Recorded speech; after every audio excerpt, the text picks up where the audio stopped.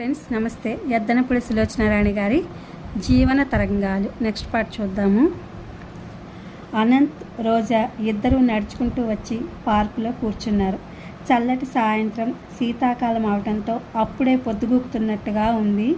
నీరెండ బంగారు రంగులో మిలమిలలాడుతూ చుట్టూ ఉన్న చెట్ల ఆకుల మీద ఎదురుగా 3 చేపలు తోకలెత్తి కలిసి నిలబడుతున్నట్లుగా ఫౌంటైన్ నీళ్ల మీద పడి నాట్యం చేస్తూ సయ్యాటలాడుతున్నట్లుగా ఉంది. ఇంకా నడవడం చాలు బాబు, ఇక్కడ కూర్చుందాం, అలసిపోయినట్టుగా అంది రోజా. అనంత్ అంగీకరించాడు. ఇద్దరూ ఫౌంటైన్కి ఎదురుగా ఉన్న మెత్తటి పచ్చికలో కూర్చున్నారు.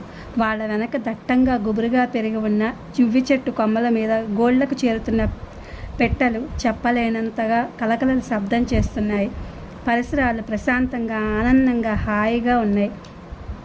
అనంత్ రోజాకి బస్సు దిగి పార్కులోకి నడుస్తున్నంతసేపు తోవలో పిల్లికళ్ళ పుండరీకాక్షయ్య రోజా పంపిన ఉత్తరాలు చూసి ఎలా అదిరిపోయాడో, ఈ సంబంధం వదులుకున్నట్టు తెలియజేస్తూ విజయ్కి ఎలా ఉత్తరం రాశాడో, ఆ ఉత్తరం చూసి విజయ్ ముఖ కవళికలు ఎలా మారాయో అంతా చిలవలు పలవలు కల్పించి చెప్పి రోజాని నవ్విస్తున్నాడు. నవ్వి నవ్వి అలసిపోయిన రోజా అలసిపోయిన దానిలా నవ్వలేక నవ్వుతూ గుండెల మీద చేయి వేసుకుని, ఇంకా చాలు బాబు, చెప్పకు, నవ్వలేను అంది. అనంత్ సగర్వంగా చిరునవ్వుని అణుచుకుంటూ కళ్ళజోడు తీసి జేబురుమాలతో తుడుచుకోసాగాడు. రోజా బెదురు నటిస్తూ, అంతా బాగానే ఉంది, నీకేం మగమహారాజువి, ఇంట్లో కూర్చుంటావు, ఒక శుభముహూర్తాన మీ అన్నయ్య వచ్చి నా మీద యుద్ధబేరి మొగిస్తే అంది. అలాంటిది ఏమీ జరగదు, నువ్వు నిశ్చింతగా ఉండు అన్నాడు అనంత్. ఎలా నమ్మకం, ఏమిటి నీకా ధీమా? అసలు నీ ఉనికి విజయ్కి తెలియకుండా జాగ్రత్త పడతాను నేను. మంచివాడివే, రోజా నవ్వుతూ చూసింది. ఒక విధంగా రోజాకు కూడా ఈరోజు చాలా సంతృప్తిగా ఆనందంగా ఉంది. కర్కోటకుడైన విజయ్ అనంత్కి బలవంత పెళ్లి చేయకుండా తాను కాపాడగలిగింది. ఈ ప్రపంచంలో ఎంతో అరుదైన నిర్మలమైన స్నేహాన్ని తనకు దక్కే భాగ్యం ప్రసాదించిన అనంత్ కోసం రోజా ఏదైనా చేయడానికి సిద్ధంగా ఉంది. అవసరమైతే చెంగు నడుములో దోపి అనంత్ తరపున హిరణ్యకశిపుడి లాంటి విజయ్తో ముఖాముఖి పోట్లాడడానికి కూడా వెరవదు. లేకపోతే ఏమిటా తలపగలుతనం? తల్లి ఇచ్చిన ఆస్తికి అనంత్ వారసుడు కాదనడానికి విజయ్ ఆవిడ మధ్య బాగు చేస్తున్నాననే పేరుతో ఇష్టం కాని పెళ్లిని బలవంతంగా మెడకు తగిలిస్తే ఎవరు మాత్రం ఊరుకుంటారు? అనంత్ కలుగుతున్న ఈ బాధలన్నిటికీ అతని అమాయకత్వమే కారణం. ఈ అమాయకత్వాన్ని ఆధారంగా చేసుకుని ఉపకారం అనే పేరుతో స్వార్థం చాటు చేసుకుని తెలివిగా విజయ్ నాటకం ఆడుతున్నాడని రోజా నమ్మకం. విజయ్ని కళ్ళతో స్వయంగా చూడకపోయినా అనంత్ మాటల్ని బట్టి అతను చాలా చతురుడని, ఎదుటివారిని వ్యక్తిత్వాన్ని గుర్తించడం కానీ మాటలు వినడం కానీ చేయని దురహంకారని రోజా నిశ్చయించుకుంది. నియంతలా ప్రవర్తిస్తున్న అతని చేతుల్లోంచి అమాయకుడైన అనంత్ని రక్షించడం స్నేహితురాలైన తన కర్తవ్యంగా మాటమాటికి గుర్తు చేసుకోసాగింది రోజా. తను పోస్ట్ చేసిన ఉత్తరాల వల్ల అనంత్కి ఇష్టం లేని పెళ్లి ఆగిపోయినందుకు, విజయ్ మీద విజయం సాధించినందుకు ఆనందించింది, గర్వపడింది కూడా. రోజా అనే ఆప్తమిత్రురాలు అనంత్కి అండగా నిలబడినంత వరకు అనంత్ మీద ఎవ్వరూ ఎలాంటి అధికారాన్ని చెలాయించలేరని విజయ్ ఎంత త్వరగా తెలుసుకుంటే అంత మంచిది. అనంత్ ఇదివరలో తనకు సన్నిహితంగా రావాలని చూసిన 2 అమ్మాయిలు మనసుల్ని విజయ్ ఎలా విరిచేశాడో చాలా జాలి కలిగేలా చెప్పడం ప్రారంభించాడు. వనజతో తను పడిన ఇబ్బంది, అందులోంచి తనని బయటకు లాగడానికి విజయ్ పడిన అవస్థ మాత్రం చెప్పలేదు. నేను తప్ప నీకు వేరే ఎవరు స్నేహితులే లేరన్నావు, రోజా నిష్ఠూరంగా అంది. ఇప్పుడు మాత్రం ఉన్నారా? అవన్నీ వచ్చిరాని వయసులో తెలిసి తెలియని పరిచయాలు, ఇప్పుడు మర్చిపోయి మాసిపోయిన జ్ఞాపకాలు. రోజా, నేను చూసిన తర్వాత అవన్నీ అలా తెగిపోవడమే నా అదృష్టంగా భావిస్తున్నాను, నా అదృష్టంగా అనిపిస్తోంది. రోజా ముఖం సీరియస్గా మారింది. ఏమో, ఎవరు చెప్పగలరు? నాకంటే అన్ని విధాలా ఉన్నతమైన అమ్మాయి కనిపిస్తే నేను కూడా అలాగే అనిపిస్తానేమో. చాచా, అదేం లేదు, నువ్వు వేరు రోజా, దూరంగా చూస్తూ అంటున్న అనంత్ చటుక్కున ఆగిపోయాడు. అతని కళ్ళు హఠాత్తుగా పెద్దవైనాయి. అనంత్, ఏమిటది? ఏమైంది? అనంత్లో వచ్చిన ఈ మార్పు చూడగానే తను కూడా చప్పున అటువైపు తల తిప్పి చూస్తూ అంది. అనంత్ చెంగున లేచి చటుక్కున 2 అంగళ్ళ వెనకగా గుబురుగా ఉన్న చెట్లల్లోకి మెరుపులా అదృశ్యమయ్యాడు. ఏమిటిది? ఏమైంది అనంత్?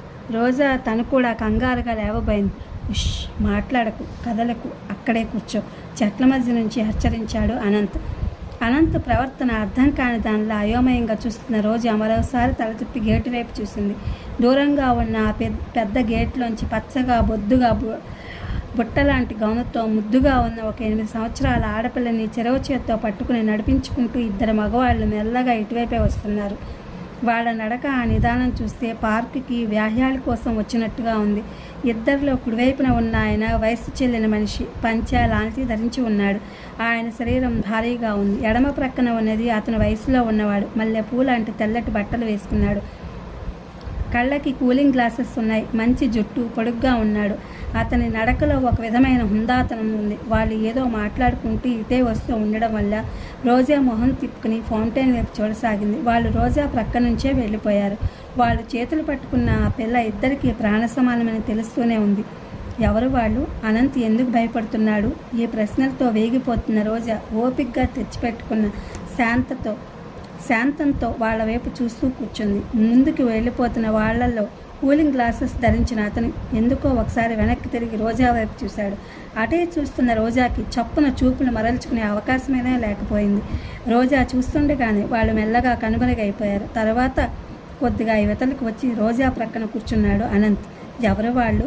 రోజా ఆదుర్దాగా అడిగింది. ఆ కూలింగ్ గ్లాసెస్ పెట్టుకున్న వ్యక్తి మా విజయ్. విజయ్? రోజా ఎగిరిపడినంత పనిచేసింది. అప్రయత్నంగా కుడిచే గుండెల మీదకి మళ్ళగా కళ్ళు పెద్దవి చేసి విజయ మీ అన్నయ్య అంది. అవును. ఏ మనిషివి నువ్వు? ముందే చెప్పొద్దా? బాగా పరిశీలనగా చూసేదాన్ని. సువర్ణావకాశం జారిపోయిన దానిలా కోపంగా అంది రోజా. విజయ్ ఇతనా? విజయ్ ఎప్పుడు అనంత్ నోటి వెంట రాక్షసుడు, యముడు, నామకుడు లాంటి అలంకార పదాలతో వినే విజయ్ అంటే రోజా మనసులో చాలా వేరైన ఊహ ఉంది. నిండుగా, అందంగా, హుందాగా ఉన్న ఇతని మూర్తి ఆ కర్కోటకుడి మూర్తికి పూర్తి వేరుగా చాలా భిన్నంగా ఉంది. అనంత్ రోజాలో ఈ భావ సంచలనం గమనించని వాడిలా చాలా మామూలుగా చెప్పుకుపోతున్నాడు. ఇంకో ఆయన వేణుగోపాలరావు గారని మా ఇంటి దగ్గరే ఉంటారు. మా నాన్నగారు ఆయన చాలా ఆప్తమిత్రులు. ఒక విధంగా ఆయన మా నాన్న బలవంతం వల్లనే కలకత్తాలో ఉన్న ఆస్తిపాస్తులన్నీ అమ్మేసి ఇక్కడ టెక్స్టైల్స్ మిల్లు కొనుక్కొని మాతో పాటు మా దగ్గర ఉండాలని ఇక్కడ స్థిరపడిపోయారు. కానీ దురదృష్టం ఏంటంటే వాళ్ళు వచ్చిన 4 సంవత్సరాలకి మా నాన్న చనిపోయారు. మా కుటుంబానికి ఏదో దూర బంధుత్వం ఉన్నా మాకు స్నేహమే ముఖ్యంగా ఉండేది. ఆ చిన్నపిల్ల ఎవరు మరి? ఆయన కూతురా?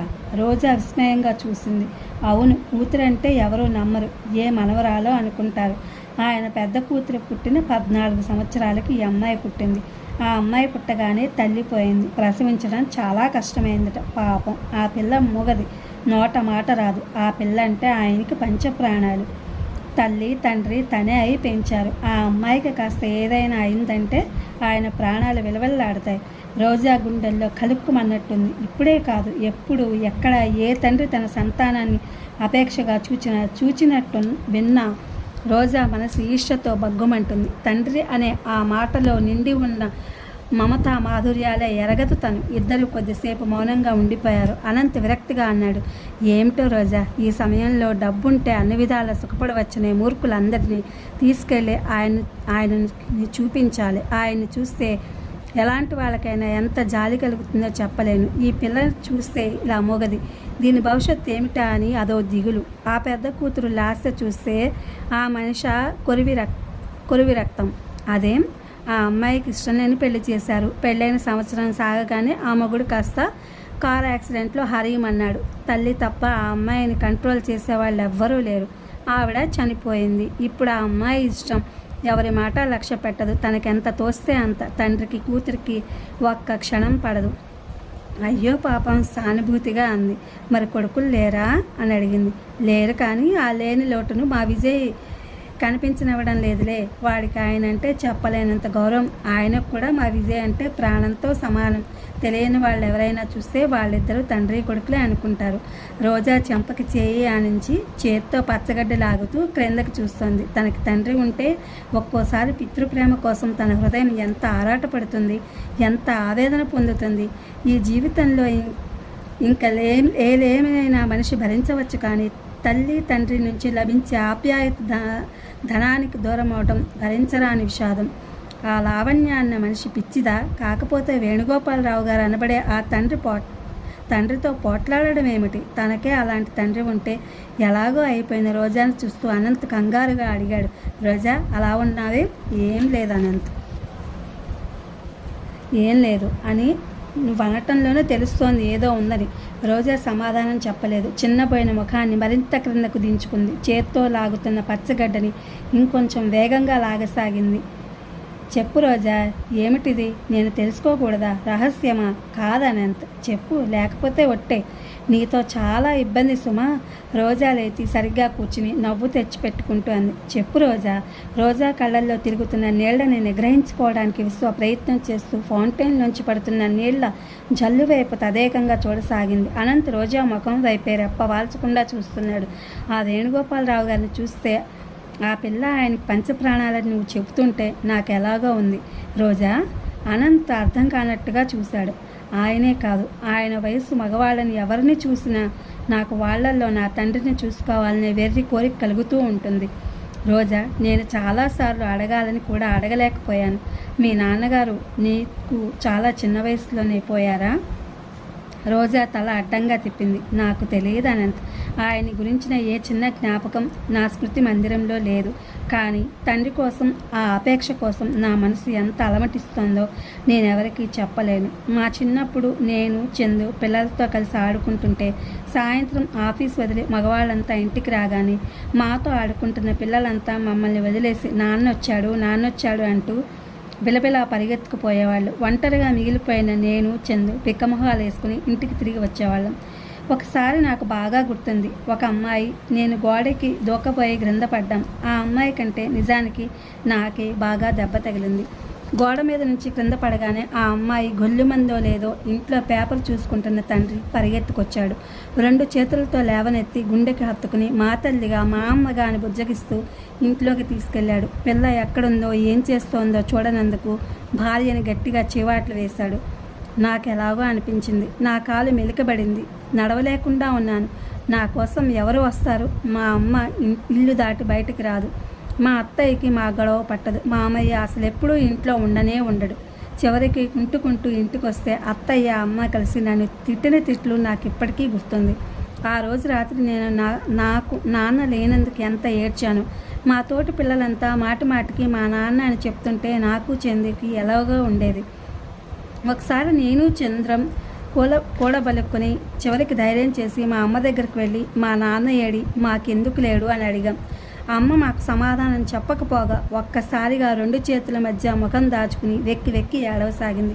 అక్కడే కూర్చుని బియ్యం ఏరుకుంటున్న మా అత్తయ్య ఒక్క ఉదుటను లేచి వచ్చి నా జడ చందు చెవి పట్టుకుని వీధిలోకి ఈడ్చుకుపోయింది. మీ నాన్న ఏమయ్యాడో చెప్తా వినండి. లేడు, చచ్చిపోయి 10 సంవత్సరాలైంది అంది. అబద్ధం, గట్టిగా అన్నాను నేను. రోషంగా అడిగాను మళ్ళీ. మా నాన్న చచ్చిపోతే అమ్మ బొట్టెందుకు పెట్టుకుంటోంది? గాజులు ఎందుకు వేసుకుంటుంది? సుబ్బయ్యమ్మ అత్తయ్యకి మొన్న నేను బొట్టు పెట్టుకోకపోతే నువ్వేగా ఆవిడకు మొగుడుపోయిన వాళ్ళకు బొట్టు పెట్టుకోవాలని, గాజులు వేసుకోకూడదని చెప్పావు. సమాధానం చెప్పలేనట్టు 2 చేతులు నడుం మీద పెట్టుకుని చూసిన అత్తయ్య వెంటనే కుడిచేయి చాచి నా బుగ్గ మెలిపెట్టి ఇంకో చేత్తో తొడపాసం పెడుతూ, బడవ, నా నోటికే తాళం చేసాడంత దాని అయ్యావుటే, ఇంకొకసారి ఇలా మాట్లాడావంటే నరుకుతా, జాగ్రత్త, వేళ్ళడంత ఉన్నావో లేదో, వెధవ ప్రశ్నలు నువ్వును అంటూ నా వీపు మీద 4 వడ్డించింది. అక్కని కొట్టకత్తయ్య, ఇంకెప్పుడు అడగం. చందు ఏడుస్తూ నా తరపున వాగ్దానం ఇచ్చాడు. అప్పుడే ఇంటికి వచ్చిన మా మామయ్య ఏడుపు విని దొడ్లోకి వచ్చాడు. చేతులు ఊపుతూ అత్తయ్య చెప్పినంతా విని మాట్లాడకుండా నన్ను, చందును చెరవ చేత్తో పట్టుకుని వాకిట్లోకి తీసుకొచ్చి తను పడుకునే మంచం మీద చెరవ ప్రక్కన కూర్చోపెట్టుకుని మీ నాన్న మీ అమ్మ ఏడుపులు వినలేక, మీ అత్తయ్య సాధింపులు పడలేక ఇంట్లోంచి పారిపోయాడు అన్నాడు. పారిపోతే మళ్ళీ వెతికితే దొరుకుతాడుగా మామయ్య అన్నాడు చందు. నేను కూడా చాలా ఆశగా చూశాను. దొరుకుతాడు, ఎందుకు దొరకడు? కానీ వెతకాలంటే పోలీసులు సాయం అడగాలి.